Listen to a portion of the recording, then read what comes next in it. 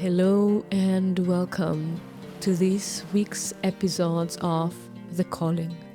Follow your spirit all the way in. I'm your host, Homaya.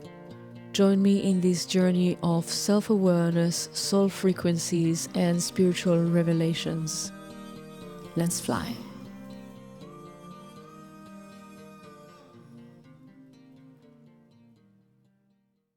Blessings, and welcome. Season 3, Episode 8 of the Calling podcast, inspired by my masterclass, The Healer.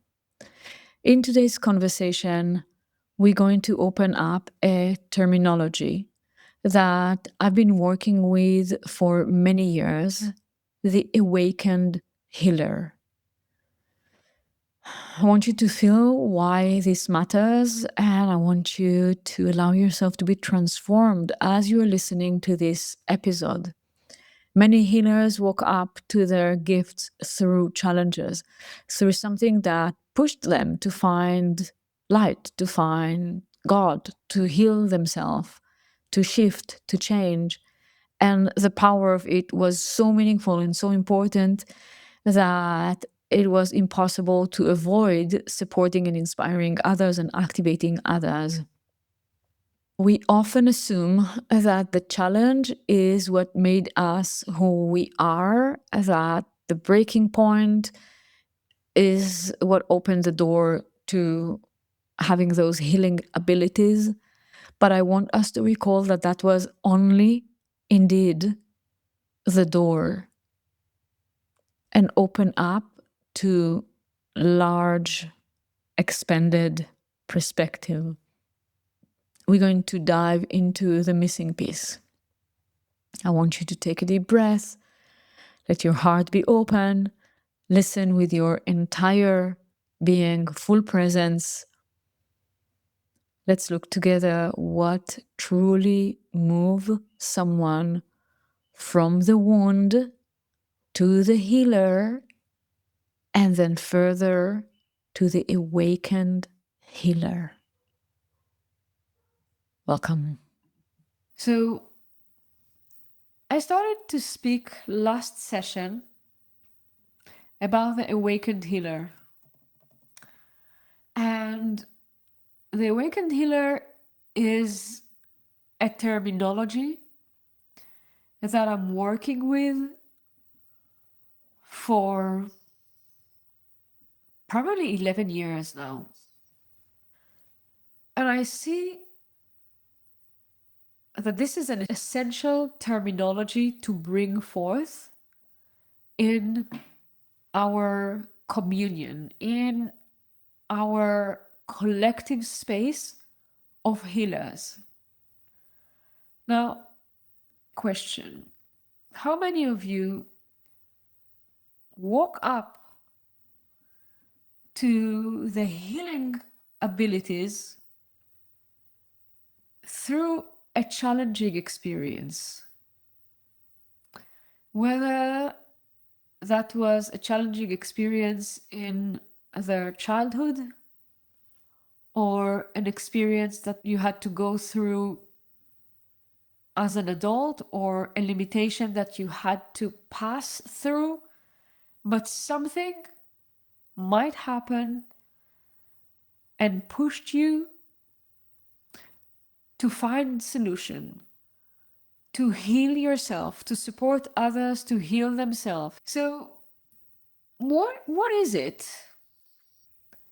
We many times believe and think that because we had this challenge, we opened our sensitivity and we got an activation of our psychic abilities. We opened our heart in a very unique and specific way. We learned compassion. We understood what empathy is, not mentally, but we recognized the frequency of sensitivity and empathy. And we started to walk this path of healing, this path of spirituality, this recognition, this embracement of that which is unseen, yet felt. And I'll share with you another thing. This question of the wounded healer is one of the things that led me and supported me and guided me the first time that I've created Pure Nectar. It's not only moving from having false identity and self-deprecating belief system to your singularity, it's also walking, and you will see why I'm moving my hand. When you go deeper into Pure Nectar, you will understand why. It's also moving from the wounded healer to the awakened healer. So I looked at it, and I'm feeling that it's really clear that we can say that it is not the challenge that moved us to be compassionate and attentive and activate our healing capacities and healing abilities. Because if you look around in the world, there are still people who are experiencing challenging experiences in their life. They meet brutality, violence, misuse, abuse, but they not necessarily are waking up into their divine nature. They are not necessarily opening up their belief system. Actually, they go through some of those experiences and they are losing their faith. They are losing their faith in God. They are losing their faith in themselves. They are losing their faith in others. I want you to take a deep breath and take that really in. Make this connection. There's a lot of people who are going through challenges, take a deep breath, that are really shaking them to the bones. And once that challenge is complete, or while it is activated, they're actually losing faith, not gaining faith. They are losing power and connection and not gaining power and connection. They are losing the belief in themselves, in others, and in God, instead of what we had to experience, which is we actually increased our belief in God. We increased our belief sometimes in others as well. And we're going to go through the missing piece of increasing our belief in ourselves. Most of the people are losing in pain, and we were winning in pain. And please breathe. So energetically, what happened is, energetically, we gave something, we gave life force. So this is something that we need to realize, because most of the people are separating. Most of the people are losing their power. Although, while for us, in the moment that it happened, we might lose our power, we might put some questions, but then as we move forward, there's way more connection, and that is really changing the trajectory of our life.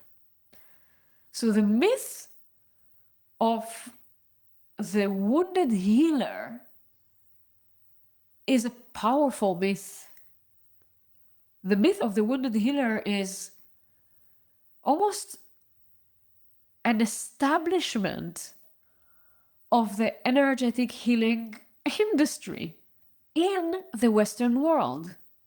And this is why the fixation that we need to correct something, we need to heal something in the sense of we need to fix something, is anchored so much inside of us.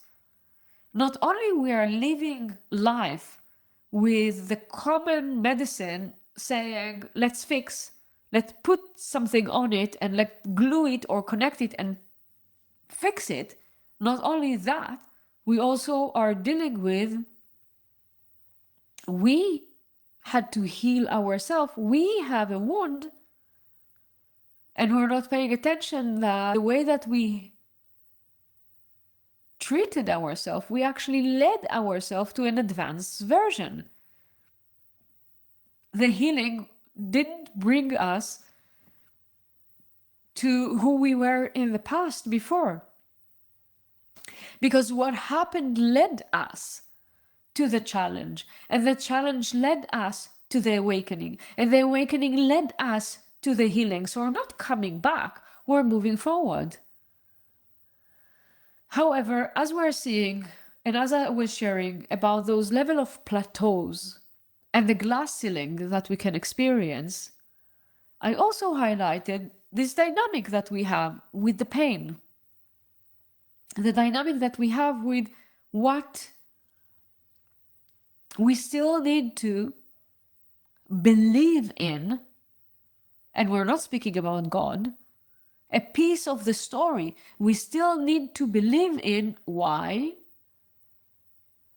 Because it is part of our identity. And please breathe. We believe in our pain, although we healed it already, because it is part of our identity.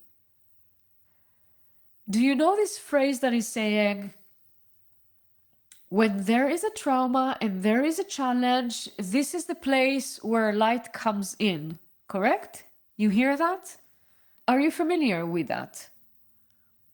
Are you familiar with the sentence? I think that Rumi was the first one who wrote it, where there's a break, when there is a challenge, this is where light comes in.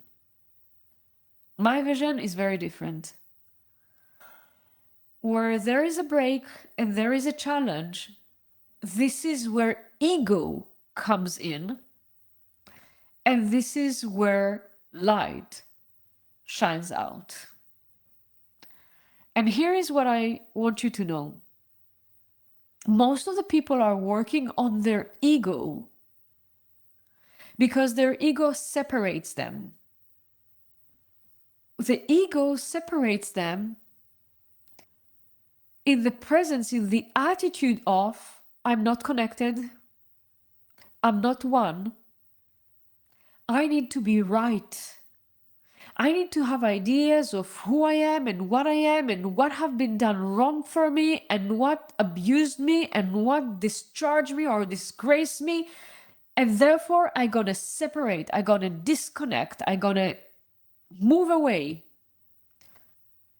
Most of the people work on their ego because they build up a certain identity that matches that ego. Now, it could be an identity of I am arrogant and I know better, but it can also be an identity of I don't know. I'm not good enough. I'm not powerful enough. I was hurt one time. I'm going to be hurt again. I'm not ready for it. I cannot do it. I cannot make it. It wouldn't work for me.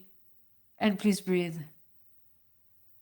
So the way that I say it is that there is a big ego, which is the ego that everyone speak of and everyone see, which is a certain level of identity that makes you separate from the others, even if you are special, because we're all special. But there's like, I have an entitlement to be like that, right? So there is this separation that comes from the ego, the big ego, but then there's also a separation, a self-deprecate presence of a little ego. The little ego, take a deep breath. The little ego is the one that is telling you you're not ready, you cannot do it, you're not enough, you don't have it, you don't have what it takes. Don't try, don't take, don't say, don't move, Don't show up. Don't try this post. You won't be able to deal. What will happen when other people will say? What will happen if you will earn that money? What will happen if you will say that you're a healer? What will happen if you will walk any case although you are afraid? There's a little ego. And that little ego is coming so clear when there's a challenge. Is protection also an ego? It's a protection as a separation. It's not a protection as I am connected to my spirit and I am living in my singularity. And as I am so much aligned and in truth, I am protected.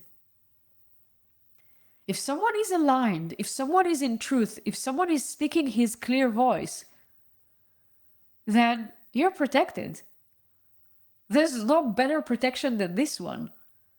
No better protection than truth. But if a protection of like that, yeah, then this is the ego. This is the ego. It's a protection like a mother will protect a baby. Don't harm. He's too shy. He cannot do it. He doesn't know. He still doesn't speak. He's too tired. He still didn't learn how to walk. He still didn't learn how to speak. And then this protection, massive protection, what does it do? The baby will never learn how to speak because the mother will speak for him. The baby will never learn how to walk because the mother will walk for him. And if she would not walk for him, so she will give him like this way to walk with, I forgot the name, with wheels and hands, like support mechanism. There's so much support mechanism that what the wounded healer, what the little child is learning, what is the little ego is learning? That correct. I cannot walk. I cannot do that.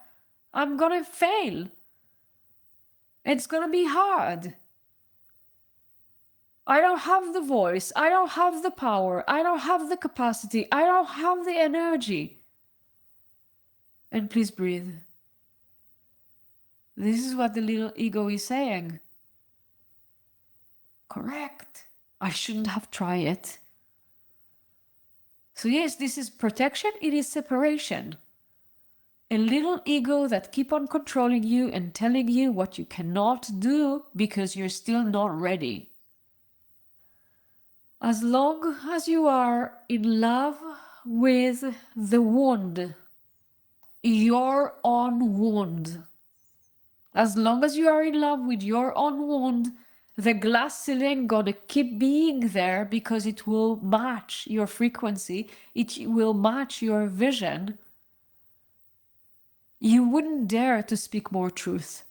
You wouldn't dare to take more client. You wouldn't dare to raise the amount of light in your space.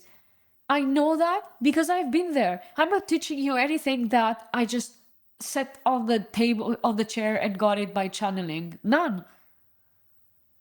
I first walk and then I was falling and then I made mistake and then it didn't work and then it was hurting. I moved, but I didn't move fully. I spoke what I didn't speak fully. And I know the situations where I was in private sessions with a client. I have been in private sessions with clients and I remember that my mind was seducing me and told me, don't increase the confrontation. Don't increase more light. Because there was a fear in my system that if I will increase more light, if I'm going to bring more light into the space, if I'm going to... How many people here have been with me in courses when there was nothing but light? There was nothing. How many people here have been with me in classes, have been with me in situations where all that there was in the entire space was pure light? How many times I was sitting And there was no ceiling, there was no floor, there were no places, no bodies, nothing. The only thing that I could see is people's eyes. Nothing else existed. And please breathe. But before, I was a little bit of afraid, I was afraid to increase the light.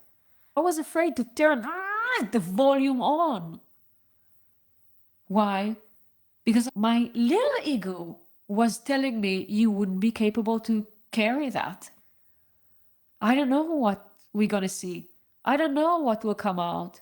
I need to control the situation. I need to control the amount of light. I need to control what I'm delivering because I wouldn't handle that.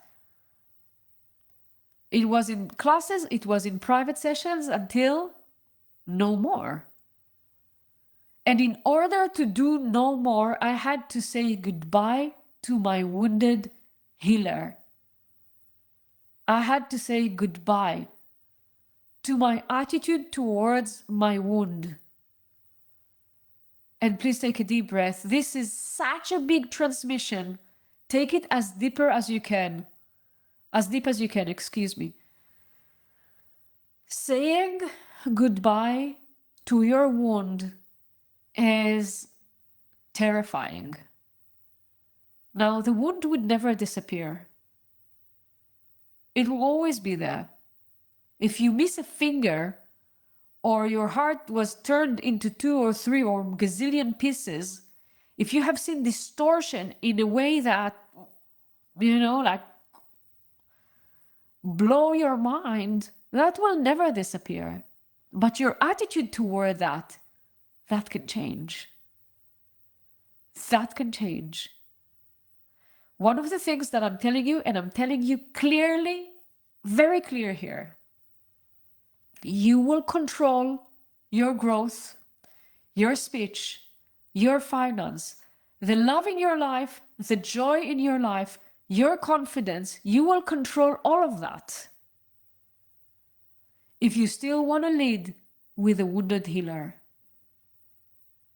If the wounded healer is the one who is writing the post, if the wounded healer is the one that feel that he is entitled to give healing session because he have compassion and he have worked, if the wounded healer is the one that taking the calls of who's signing in and who's not signing in,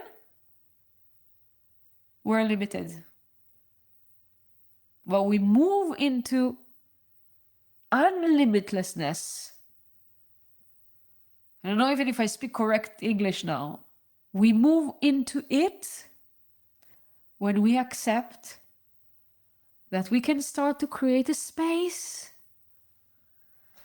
between the healer of the spirit and the wound that we have.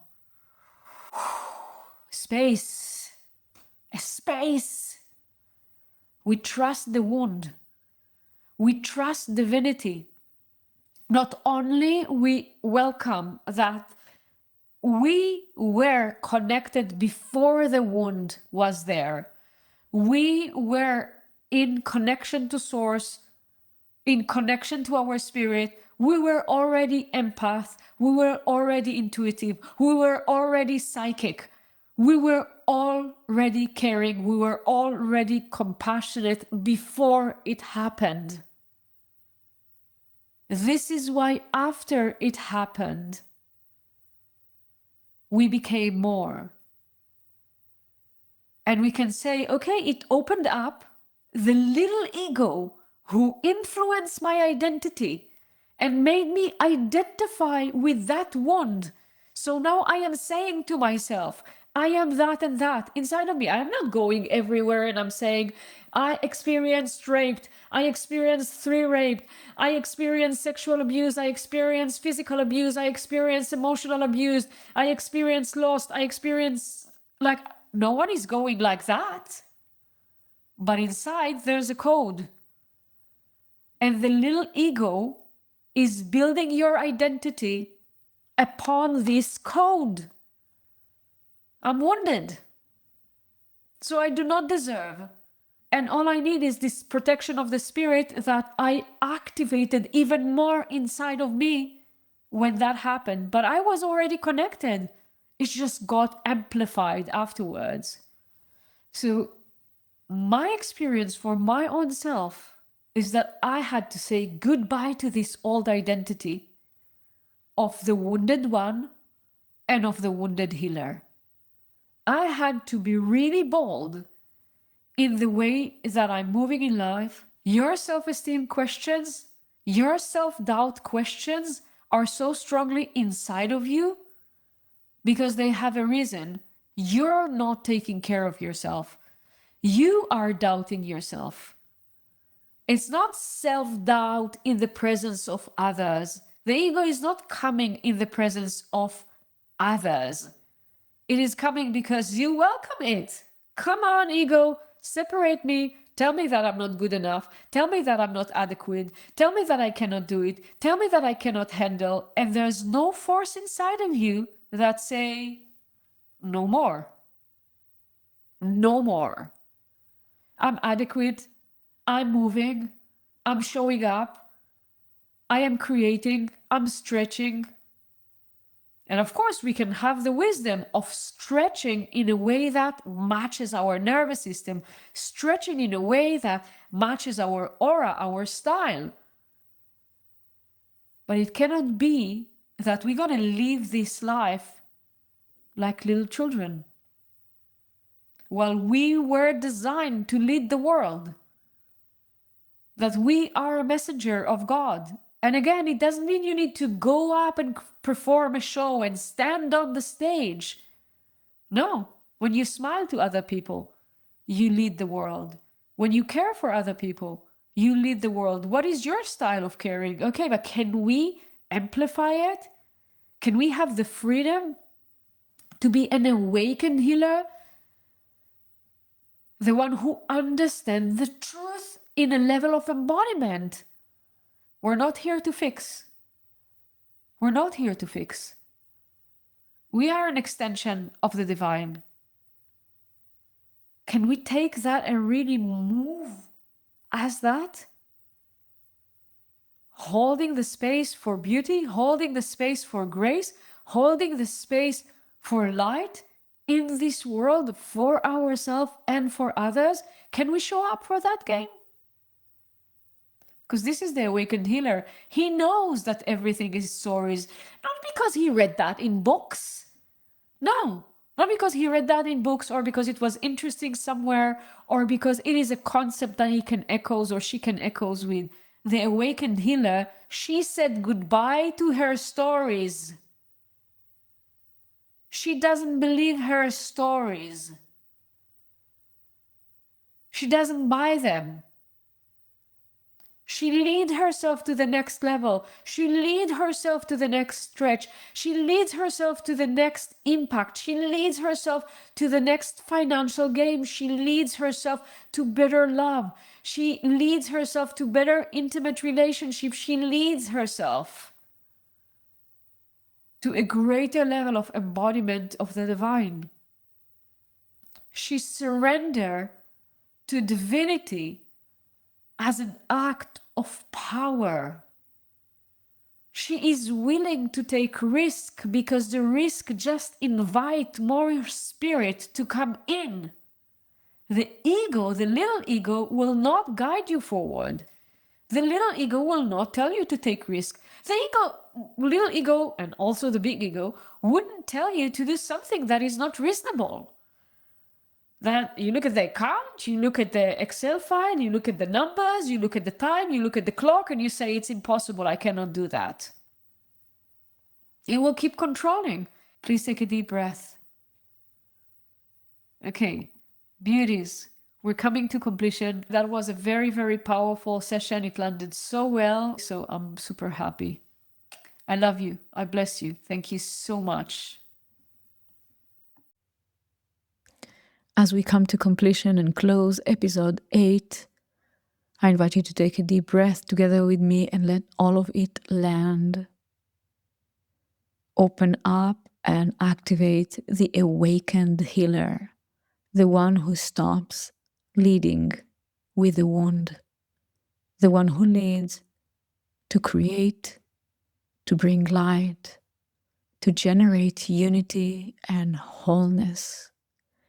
I call you to the recognition, yes, the wound may always be part of my story, but it doesn't get to be part of my identity. It doesn't drive my choices, my voice, my visibility, my love, my finance. It had a purpose, and that is complete. So as you move forward, I invite you to bring these questions, bring this awareness. Why am I still giving my power to the wound? Where am I still letting protection become a separation? Where is my little ego still guiding?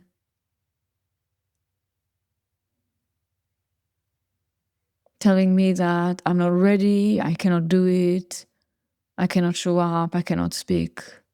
And more than that, ask yourself, how do I lead myself in wholeness? One with light, one with truth. Take a deep breath. With that, we complete all the episodes that were connected and extracted from the Healer Masterclass.